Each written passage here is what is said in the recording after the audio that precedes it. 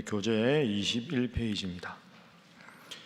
이사야는 바벨론의 멸망을 예언하는데 모든 성읍은 함락되고 그 신들의 조각한 형상이 다 부서지고 땅에 떨어질 것을 선포합니다. 에돔과 아라비아도 역시 멸망할 것을 예언합니다. 또한 예루살렘은 임박한 재난 앞에서도 회개하기는커녕 기쁨으로 소동하며 여호와를 경외치 않는 완악한 모습을 드러내는 것에 대해 경고의 메시지를 받습니다. 당시 지도자였던 셈나와 엘리야김도 역시 부정과 타락으로 심판을 받게 될 것에 대해 경고의 메시지를 받습니다. 계속해서 열방에 대한 하나님의 심판의 메시지가 등장합니다. 오늘 본문 21장에는 바벨론이라는 나라, 그 당시에 아주 큰 중동의 제국을 이루어서 여러 번 이스라엘을 힘들게 했던 바빌론에 대한 경고가 나옵니다. 그리고 21장 11절에 보면 두마에 관한 경고라 이렇게 되어 있습니다. 이 두마는 에돔을 말합니다. 에돔. 그러니까 에돔도 멸망할 것이다. 그리고 22장은 예루살렘, 남유다의 멸망에 대한 예언이 계속되고 있습니다. 자, 오늘 우리 21장 1절 말씀, 21장 1절 우리 다 함께 읽어보겠습니다. 시작. 해변 광야에 관한 경고라. 적병이 광야에서 두려운 땅에서 네겝 회오리 바람같이 몰려왔도다. 아멘. 바벨론의 멸망에 대한 경고가 21장 1절에 나오죠. 해변 광야에 관한 경고라. 네, 여러분, 이 표현을 생각해 보면 좀 안 어울리는 조합이죠. 해변, 광야, 이 둘은 안 어울립니다. 해변은 물이 많은 곳입니다.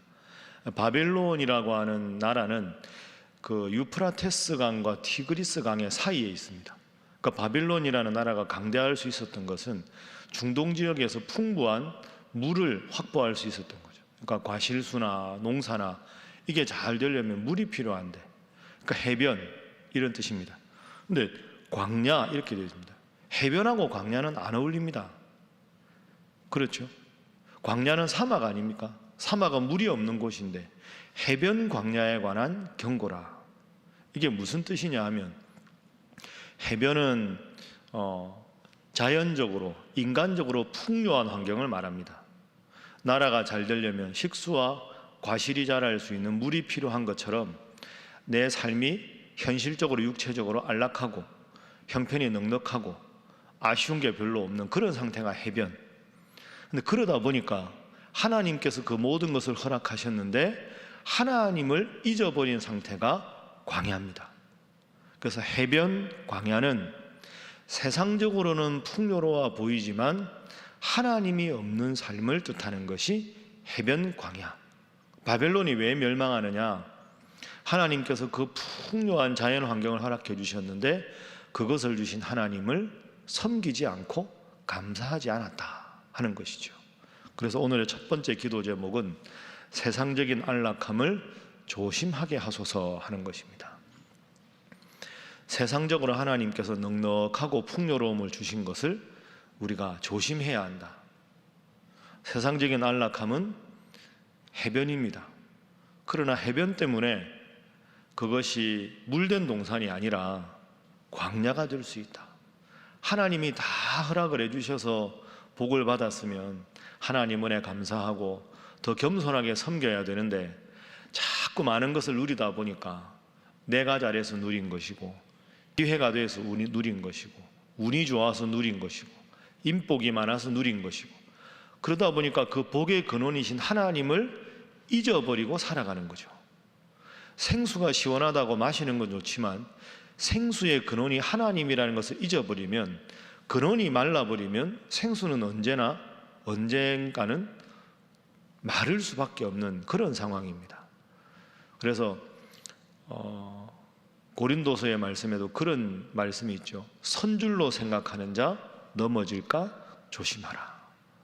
차라리 힘들고 어려울 때는 하나님께 막 매달리는데 하나님이 넉넉하고 풍요로운 복을 주시면 그 세상적인 복 때문에 하나님을 잊어버린다. 그러면 광야 같은 삶이라도 하나님을 바라는 삶이 더 복이지 넉넉한 삶이라고 하나님을 잃어버리는 게 더 큰 심판이 됩니다. 그게 오늘 21장의 바벨론의 모습입니다. 오늘 이 모습이 혹시라도 지금 변해가는 내 모습은 아닌가 돌아보시고 세상적으로 하나님께서 복을 주실 때 더 겸손하게 복의 근원이신 하나님 잘 섬기는, 하나님 은혜 감사하는 여러분들 다 되시기를 주님 이름으로 축복합니다. 자, 이제 22장으로 넘어가겠습니다. 자, 22장 1절 말씀도 우리 다 함께 읽어보겠습니다. 시작.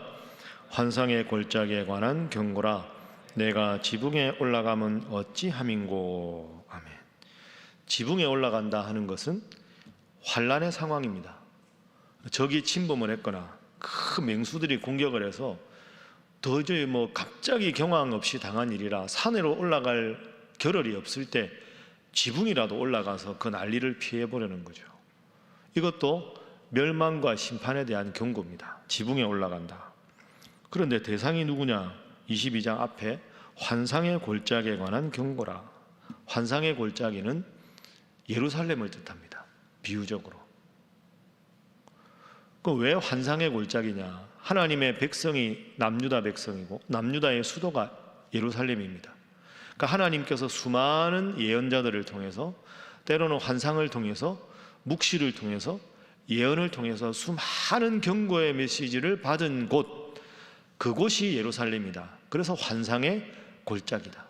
하나님께서 수많은 예언자들에게 회개하지 않고 우상 숭배에서 돌이키지 않으면 심판을 받게 될 것이라고 무수하게 말씀하셨습니다. 그런데 그 환상의 골짜기 예루살렘이 하나님의 경고를 무시합니다. 그러니 1절 후반절에 내가 지붕에 올라간다. 심판을 갑자기 경황 없이 당해서 어쩔 줄 모르는 일을 만나게 될 것이다. 그럼 원인이 뭐냐? 쭉 말씀이 나오지만 12절 13절 말씀 보십시오. 22장 12절 13절. 자, 함께 읽어봅니다. 시작. 그날에 주 만군의 여호와께서 명령하사 통곡하며 애곡하며 머리털을 떠드며 굵은 배를 띠라 하셨거늘 너희가 기뻐하며 즐거워하여 소를 죽이고 양을 잡아 고기를 먹고 포도주를 마시면서 내일 죽으리니 먹고 마시자 하는도다. 아멘. 자, 12절은 하나님의 경고입니다. 만군의 여호와께서 뭐라고 명령하십니까? 통곡하고 애곡하고 머리털을 뜯고 굵은 배를 띠라. 이건 구약에서 회개하라 하는 뜻이죠. 회개하라. 하나님, 제 죄가 많습니다. 통곡하고 하나님 앞에 애곡하고 머리털을 뜯는 건 자책하는 거죠. 내가 왜 이렇게 큰 죄를 지었을까? 하나님 앞에 회개하는 것. 굵은 배를 띈다는 것도 애곡하는 거니까 하나님을 앞에서 회개하는 겁니다. 그러니까 하나님께서 지금 남유다에게 주신 유일한 메시지는 회개하라. 다시 하나님을 믿는 백성으로 돌아오라. 이 말씀을 환상의 골짜기에 무수한 환상으로 예언으로 말씀하셨다. 근데 예루살렘 거민들의 모습은 13절.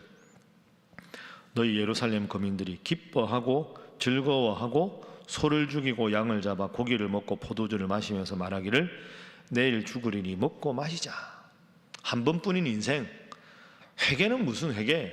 다 죄짓고 사는데 이 정도는 괜찮아. 하나님 앞에서 자기를 바라본 게 아니라 모든 다른 사람들의 죄악의 기준에서 나도 똑같은 죄를 짓고 똑같은 쾌락에 빠져서 우상 숭배하고 하나님 말씀을 섬기지 않는 그런 모습이 온 예루살렘에 만연했다. 그래서 내가 너희들을 심판할 수밖에 없다 하는 것이죠. 그래서 두 번째 기도 제목은 유명무실한 성도가 아니라 명실상부한 성도가 되게 하소서 하는 것입니다. 유명무실한 성도가 아니라 명실상부한 성도. 예루살렘 거민들은 무슨 생각을 했을까요? 제가 지난주일에 설교한 대로 우리는 하나님의 백성이다. 남자들은 다 난지 8일 만에 할례를 받는다. 우리는 안식일을 지킨다. 절기도 잘 지킨다. 자타가 공인하는 하나님의 백성입니다. 그럼 뭐합니까? 명목상의 백성인데 12절 말씀대로 하나님이 무수하게 회개하라고 말씀하셨는데도 돌이키지 않습니다. 유명무실한 거죠. 껍데기입니다. 껍데기. 겉으로는 하나님의 백성이라고 형식은 다 갖추지만 하나님이 원하시는 모습은 아니었다. 그게 13절의 하나님의 꾸짖음입니다. 회개하라고 무수히 말했으나 너희는 회개하지 않고 내일 죽으리니 오늘 먹고 마시고 즐기자. 내일이 없는 사람처럼, 하나님이 안 계신 것처럼 그렇게 행동하는 그런 껍데기 신앙을 버리고 겉으로만 할례받고 겉으로만 안식일 지키고 겉으로만 제사 지내고 겉으로만 절기를 지키는 게 아니라 내가 정말로 무엇을 원하는지를 너희가 깨닫고 실천하라. 이게 구약의 예언서에 무수하게 나오는 이스라엘 백성에 대한 심판의 말씀입니다. 자, 우리는 오늘 어떠한가? 이걸 우리가 깊이 생각해 봐야 되겠지요. 겉으로 하나님을 섬기기로 다짐하는 것에서가 아니라 내 모든 생각이, 의지가, 행동이 하나님의 말씀에 바로 서 있는가? 지난주일 설교 핵심 단어가 3개 아니었습니까? 하나님 중심의 삶이 뭐냐? 말씀을 기준으로 살아가는 거다. 그럼 내가 인생에서 지금 말씀이 기준인가 아닌가를 볼 수 있는 가장 중요한 시금석이 뭡니까? 예배였습니다. 하나님은 예배의 유일한 대상이고 우리 모두는 하나님을 기쁘시게 해드리는, 우리 모두는 하나님 앞에서 배우 역할을 잘 해야 한다. 강대상이 무대고 여러분이 관객석이 아니라 관객석이든, 그러니까 여러분 회중석이든 여기 강대상이든 모든 예배 인도자, 설교자, 반주자, 회중들이 한 분 하나님께 기쁨을 드리는 것이 우리의 예배고 우리의 인생이다.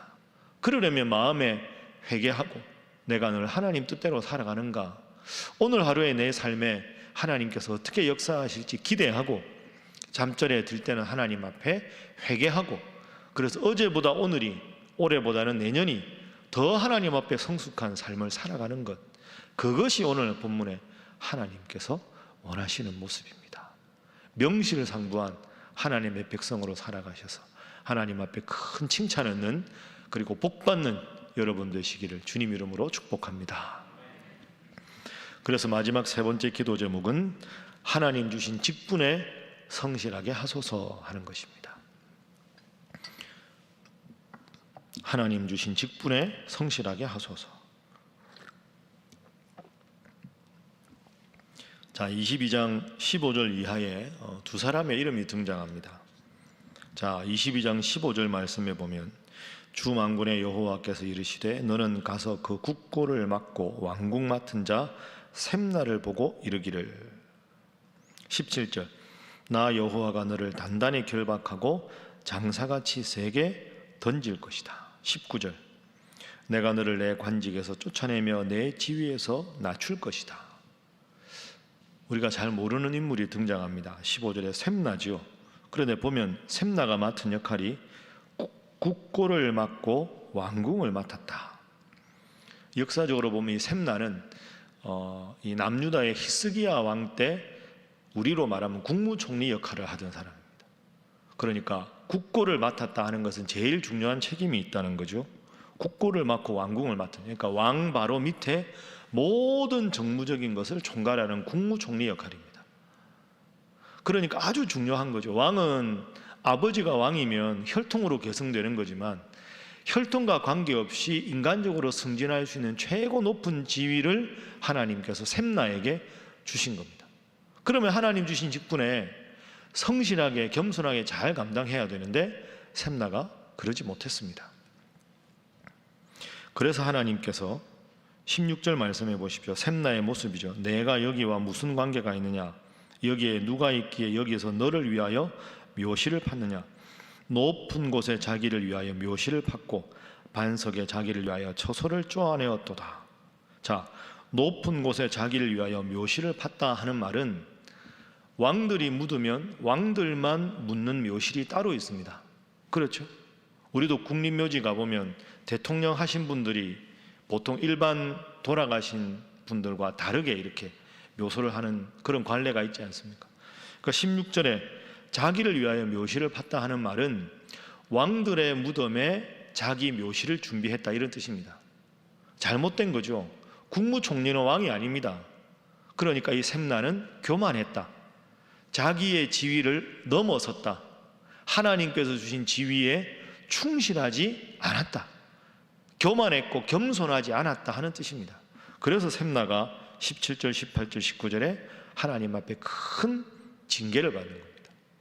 20절도 마찬가지입니다. 그래서 셈나가 쫓겨나고 20절에 그날에 내가 hil기야의 아들 내 종 엘리야김을 불렀다. 엘리야김을 그 후임 총리로 세웠다. 그러면서 하나님께서 말씀하셨습니다. 22절에 다윗의 집의 열쇠를 그의 어깨에 두겠다. 23절 못이 단단한 곳에 박힘같이 그를 견고하게 해주겠다. 엘리야김에 큰 복을 주셨습니다. 결과가 어떻게 됩니까? 25절, 자 함께 읽습니다. 25절 시작. 만군의 여호와께서 이르시되 그날에는 단단한 곳에 박혔던 못이 사그리니 그 못이 부러져 떨어짐으로 그 위에 걸린 물건이 부러지리라 하셨다 하라. 나 여호와의 말이니라. 아멘. 엘리야김을 하나님 총리로 임명하실 때 못이 단단한 곳에 박혀서 절대로 못이 떨어지지 않을 정도로 내가 너와 함께 하겠다 그랬는데, 엘리야김도 셈나처럼 직분에 충실하지 않고 교만하고 게을렀습니다. 보다 못한 하나님께서 마지막 25절에 그 단단한 곳에 박혔던 못, 그것이 사가져서 그 못이 부러져 떨어지게 하겠다 하는 말은 엘리야김 너도 내가 징계하겠다. 여러분, 이게 무서운 말씀입니다. 하나님은 어떤 혈통이냐, 어떤 직분이냐가 중요한 게 아니라 마음을 보신다는 거죠. 직분의 높낮이가 아니라 하나님 앞에 겸손히 잘 감당하느냐 아니냐. 하나님께서 그 자리를 주셨어도 잘 감당하지 못하면 하나님 징계하시고, 내가 아무리 부족해도 적은 일에도 충성을 다하면 하나님께서 함께 하신다. 이게 셈나와 엘리야김의 교훈입니다. 오늘도 여러분 가정을 위해서, 교회를 위해서, 이 나라를 위해서 기도하는 기도의 파수꾼의 사명을 잘 감당하기 위해서 새벽에 교회에 오셨습니다. 그리고 가정에서 영상으로 함께 하십니다. 그 마음 잘 간직하시고 보이지 않는 하나님이 여러분의 마음 중심에 계심을 믿고 직분에 충실하고 명실상부한 성도가 되셔서 하나님 앞에 큰 복을 받고 또 늘 은혜 가운데 감사하고 기도로 하며 지내는 여러분 모두가 되시기를 주님 이름으로 축복합니다. 함께 기도하겠습니다. 하나님, 세상적인 안락함만 추구하지 않게 하시고 하나님 보시기에 마음이 바로선 명실상부한 성도 되어 하나님 앞에 큰 복을 누리는 우리 성도 되게 하여 주시고, 우리 가족 되게 하시고, 우리 교회 되게 하시고, 이 나라 이민족 되게 하여 주옵소서. 기도하시고, 내일 토요일이고 이제 또 주일이고 다음 주 추석 연휴가 시작됩니다. 하나님께서 우리 온 교회와 성도들과 이 나라 이민족을 지키셔서 더욱더 이 재난 가운데 안전히 거하게 하시고 모든 것의 근원이 되시는 하나님 믿고 감사하며 영육간의 강건한 삶을 허락하여 주옵소서. 다 함께 주님 앞에 기도하겠습니다. 주여 믿습니다. 주여 믿습니다. 주여 믿습니다.